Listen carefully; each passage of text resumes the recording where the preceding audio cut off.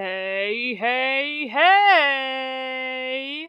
Welcome to my cozy corner of the internet. This is Nephilim VA bringing you the 41st chapter of Inheritance, written by A is for Amy 71 on AO3. Izuku has been learning so much during his internship, but how will Patrol go?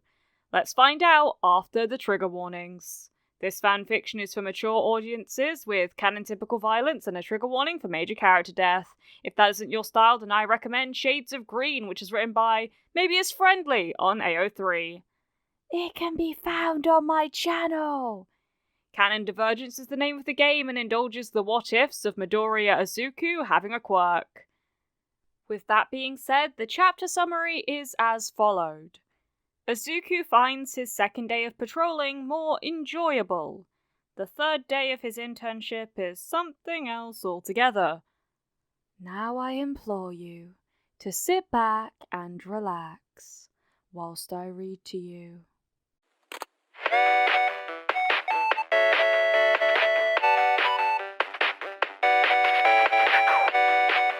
Chapter 41. Shoto had been a no-show at the briefing meeting, and he was later getting to the cafeteria than Izuku. He sat across from Izuku, but was most definitely not eating anything, and looked like he might throw up at any second. "She beat you too?" Izuku asked upon seeing him. He noted that no one else was sitting with Shoto today, probably worried about being in the splash zone based on his appearance. Right? Izuku agreed, interpreting the groan as a queasy affirmation. My balance quirk kind of worked against her quirk, but it was still super hard. Izuku took a huge bite of the egg sando that he had chosen from the cafeteria menu. Shoto averted his eyes in revulsion, and Izuku wasn't sure if it was because he didn't like eggs, or if he just felt that sick.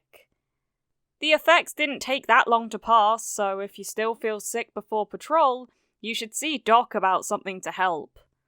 I saw him, Shoto said quietly, as if afraid to open his mouth too widely. He gave me a couple of pills and had me lie down. I'm still waiting for them to kick in.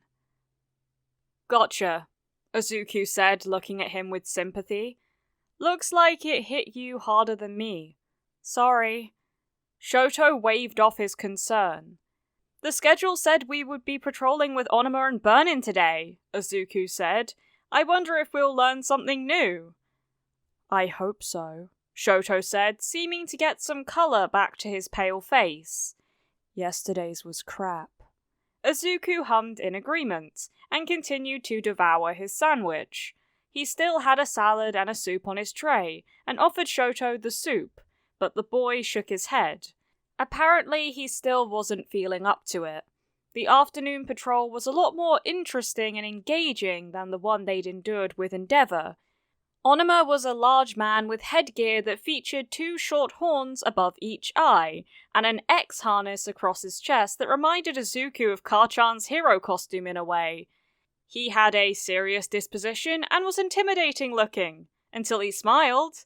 When he smiled, he appeared friendly and approachable. They headed out into their district with a much lighter attitude than Endeavour had displayed, and Izuku noticed immediately that the public was familiar with them, and liked seeing them. There was lots of waving, and Izuku and Shoto were introduced to shop owners and chatted with children and their parents. These 2 heroes had obviously made an effort to get to know their community and become a part of it. No request or job was too small, from tying a schoolboy's shoes for him to lifting a cat from the branches of a tree. Everyone was treated with kindness and respect, and Izuku really enjoyed watching everyone's relaxed attitude. He also didn't miss that the heroes still kept a sharp eye on their surroundings, prepared for any trouble that might arise.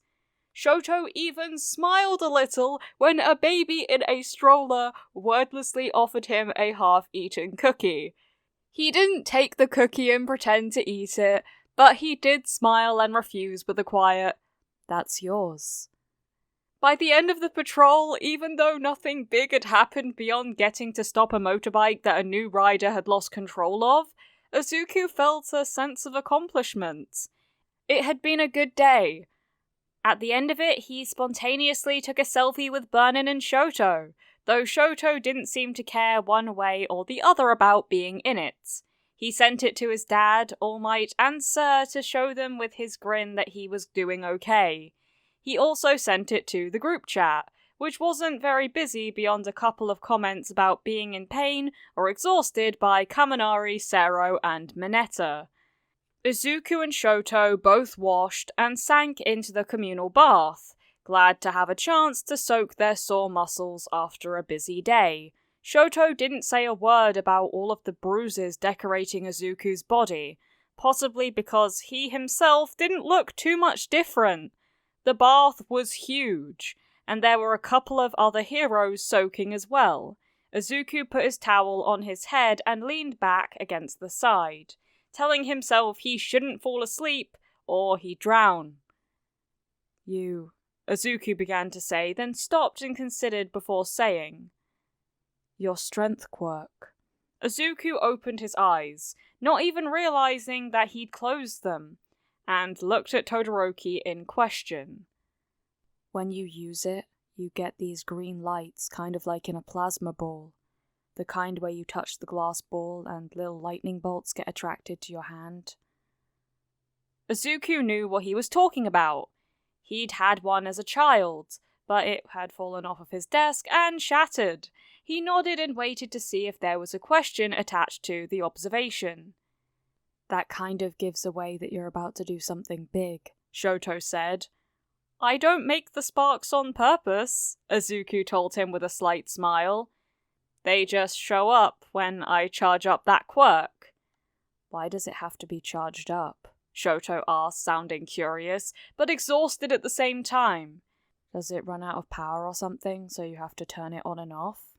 Like a light switch?" Izuku opened his mouth to answer, then paused. That was a very good question. All Might didn't have to charge up before he used his strength, did he?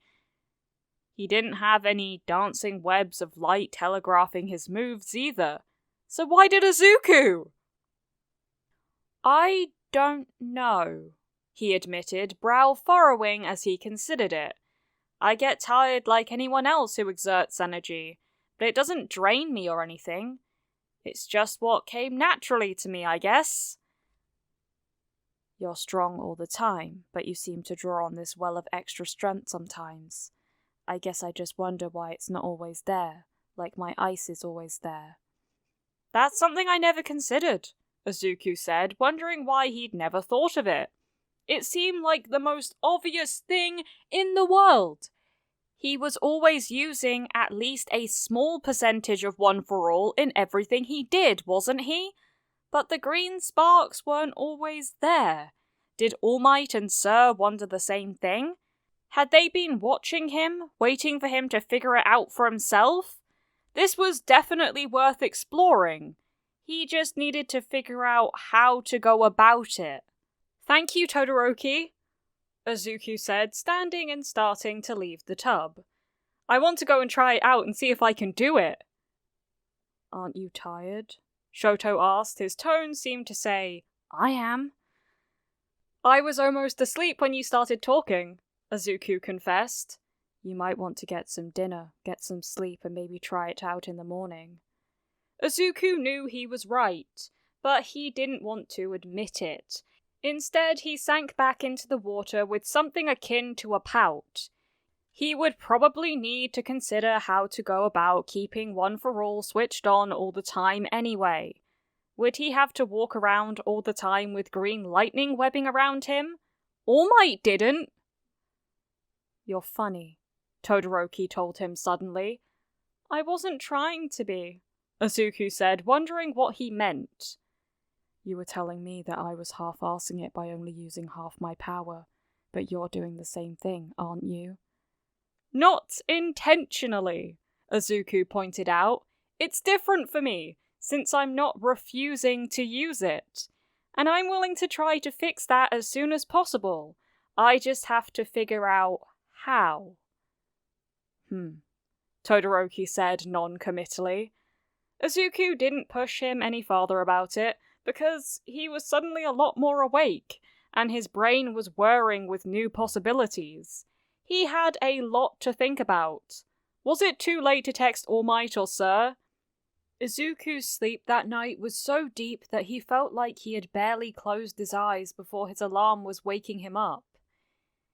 He had spent part of the night seeing just how far he could charge up One for All in his dark room without the green glow showing up, and seeing if he could extend it. He hoped that maybe whoever he trained with during the morning session could give him some advice, but he couldn't count on it, since it seemed to be a pretty unique problem. "Morning, Burnin," he greeted her when he saw her in the gym that morning. There seemed to be more activity this morning, and the vibe of the room was tense. "Change of plans for today," she said as Shoto also entered the room and stood beside Izuku. "We're going to Hosu this afternoon." "Hosu?" Izuku asked. His first thought was that he was pretty sure that was where Ida had chosen to intern with Manuel. "He's going after the hero killer," Shoto said. It wasn't a question. "Someone's gotta bring him down," Burnin said philosophically. "You two are coming with us. Endeavour wants you to watch him work." "You mean he wants us to watch him show off?" Shoto grumbled. "I'll bet that even if he's showing off, we can learn a lot," Izuku said. Shoto made no comment, and they began their morning workout with a sense of excitement. Izuku knew that it probably wasn't going to be as exciting as it sounded. If Stain was in the area, he wasn't exactly going to advertise it, and Hosu was a huge place to search. There was probably going to be a lot of walking involved, like a huge game of hide and seek, where everyone was it, and they weren't sure the hider was even playing at the same time. The training for the morning was more interesting for Izuku. He spent his morning with a hero named Torchlight, who had a background in judo, and who was happy to give him some refresher lessons and offer suggestions on how to better utilize some moves to work in tandem with his quirks. The schedule had been amended because of the afternoon's outing. Izuku had shuddered when he'd heard one of the flamin' sidekickers call it a field trip. He got to spend an entire hour with Torchlight, who could light his fists on fire during a fight. Izuku explained his problem about his strength quirk charging up, and asked for any advice, but there wasn't much his mentor could offer. "If it was me, I would try to envision it as a rheostat switch, like they have for lights. Try to determine what the strongest setting is, and figure out what percentage of power you're currently using without turning the dial. After that, just nudge it up a little at a time, until it is always at full. Not sure if it can work that way, but you could try it." Izuku nodded, thinking it was as good of advice as any, and promised to give it a try. It wasn't all that different from what he'd been trying last night. Once their hour was up, Izuku moved to the training room where Shoto had been working with Flame Whip. Shoto nodded to Izuku as they passed in the hallway, but he didn't seem to be injured at all, so the training probably went well. The room was almost oven hot when he entered, but it seemed to cool quickly with the door open. Izuku was surprised to see all sorts of obstacles bolted to the floor in this room, representing walls and pillars of varying height, poles and just random shapes. He introduced himself to the hero, who was tall and thin, with skin as pale as an albino. Maybe he was albino. His hair was concealed by a snug hood, and his eyes were covered by reflective goggles. "Today we are going to play a game," Flame Whip said with a smile. The floor is lava, and the ceiling is out of bounds. We'll play tag using only our quirks, skills, and the obstacles around us. The walls? Izuku asked to clarify. Fair game. Flame Whip decided after a moment of consideration. Can I assume your name is the same as your quirk? Izuku asked. Flame Whip laughed and nodded. So, if you tag me with your whip, am I it, or do you actually have to tag me with your hands? Izuku pressed, wanting to be sure he had the rules clear. This sounded like a fun and challenging game, and a good exercise in physical and situational awareness, not unlike some of the training they'd done at UA. Getting tagged by my whip counts as a regular tag. If you have anything similar in your quirk arsenal or support gear, that counts too. Izuku nodded with a grin and hopped up onto a cement ball, and Flame Whip hopped up on a low wall. What followed could only be described as chaotic fun. The burning whips that shot around the room had real tensile strength to them, and could be used to wrap around the poles and pillars and swing by. Izuku used his gymnastic skills to flip, handspring, and ping-pong around the room, bouncing off of obstacles and walls, and spinning around poles as the two of them took turns being it. In the end, it was a draw for the number of times each got tagged. Though secretly, Izuku felt that he had won, because he'd gotten in close and used his hands, and Flame Whip had gotten his tags in from a distance. Still, the precision he had with his quirk was amazing, and not to be discounted. After that was the briefing room, and it was packed. Izuku sat hip to hip with Shoto as everyone squeezed into the room, and Endeavour took the place up front. He announced their destination, the team-ups, and the orders he wanted them to follow. There was a large map of Hosu broken up into sections that he wanted everyone to scour, and made it clear that he wanted to be alerted at any sign of the stain. Shoto and Izuku would be assigned to patrol with Endeavour's team, with Torchlight and Momonga there to keep the interns under close supervision, in case Endeavour had to engage in battle. The meeting went on for well over an hour, with every angle being covered and tons of questions being answered. They were all given box lunches and loaded into vans, then onto a bullet train that would take them to Hosu City. 2.5 hours later, they were at their destination. Izuku was impressed with how quickly and smoothly the teams divided up and spread out, disappearing into the streets and getting to work. Izuku and Shoto stood by while Endeavour directed everything and everyone into place. Torchlight and Momonga stuck close to their pair of interns, but didn't seem particularly tense. "We've got a while before sunset. That's when crime usually picks up," Momonga told them. "We're not here just for any crime," Endeavour said when he heard him. "Stain sticks to back alleys and blind turns, so that's where we'll be searching. Leave no stone unturned. He'll still be in the area. He always hits the same city 4 times before moving on." Izuku nodded along with the others. "Shoto, you stick close to me and pay attention," he ordered, pointing to his side. "Vanguard, you make sure you're always in sight of Momonga and Torchlight. Do not wander off. We'll steer clear of hospitals like I promised in your contract.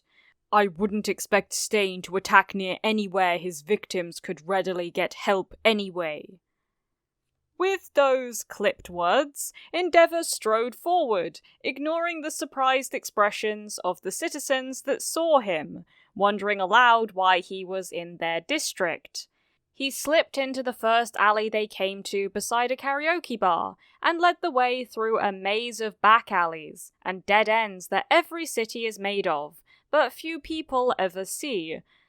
He only ever paused if Shoto dared to fall behind a step or two, and kept up a quiet commentary for his son about what to look for, smell for, and how to approach different situations, like closed dumpsters or boxes large enough to hide anything larger than a dog inside.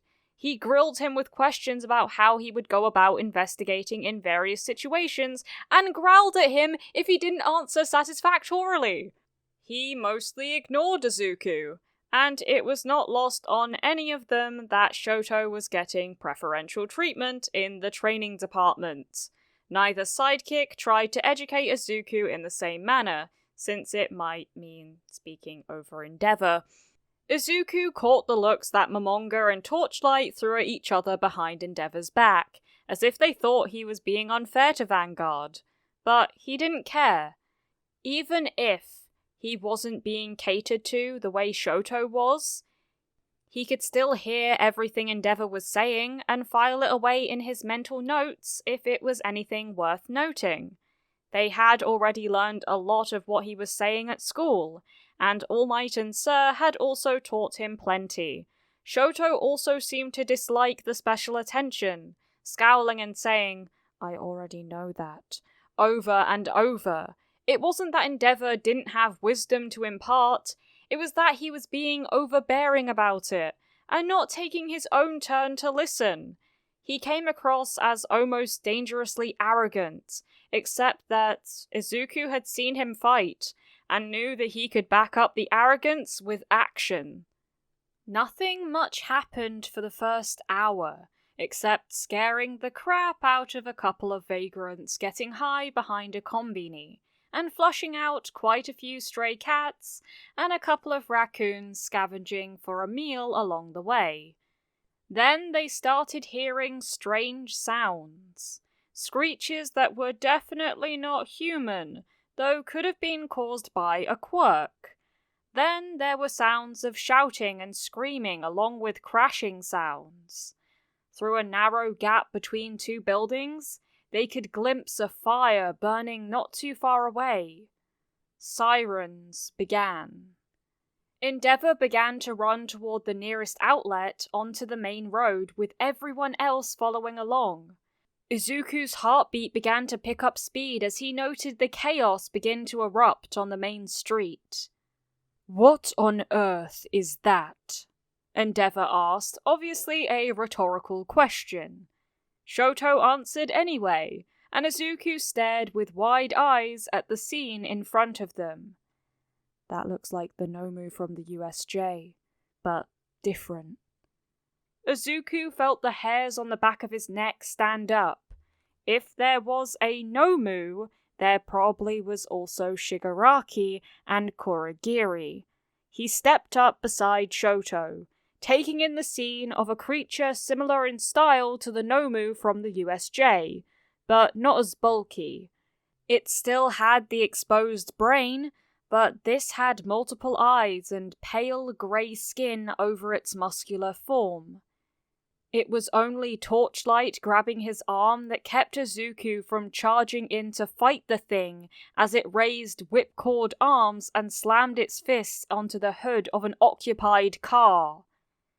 Endeavour raised a single hand and shot a concentrated blast of fire from his palm, punching into the Nomu from over 10 meters away. It screeched and loped away, but another hero appeared on the scene and smashed into it hard enough to send it flying toward the elevated train tracks that ran by the city. Endeavour was about to pursue when another Nomu swooped out of the air, grabbing at random people as it flapped huge leathery bat wings. This one had yellowish skin and the talon-like feet of a raptor. Its brain had a smaller exposure area, and its face looked like it was covered in something that looked like a gas mask. "There's 2 of them," Shoto observed, taking in the mayhem that their presence was causing. "Maybe more," Momonga pointed out, seeing small explosions go off deeper in the city center. "Shoto, you come with me. Momonga, you go after the flying one. Call for backup if you need it. Torchlight, Take Izuku and get him as far away from the main disaster as possible. Help fleeing citizens find shelter. Momonga took to the air on his fiery wings, running to get the lift he needed, like a kite taking to the breeze.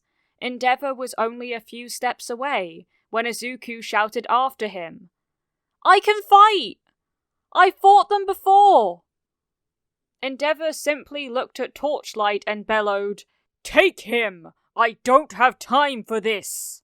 Torchlight grabbed Izuku's arm and pulled him down the sidewalk while Endeavour and Shoto took off running toward the explosions in the distance. "Come on, kid. Don't fight me on this. I want to be out there as much as you do, but this is the boss's orders. You don't even have a provisional license." He let go of Izuku's arm when he felt his charge fall into step with him instead of pulling away.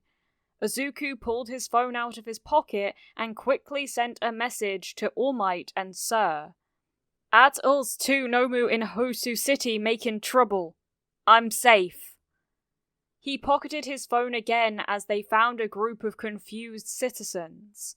Torchlight approached them and let them know that there were villains at large and advised them to take shelter immediately in a nearby business. They continued down the street, clearing people as best they could and keeping an eye out for signs of trouble. They passed an alleyway, and Torchlight backtracked and motioned for Izuku to be quiet. "I heard something down there, and I think I can see someone down," the hero said softly.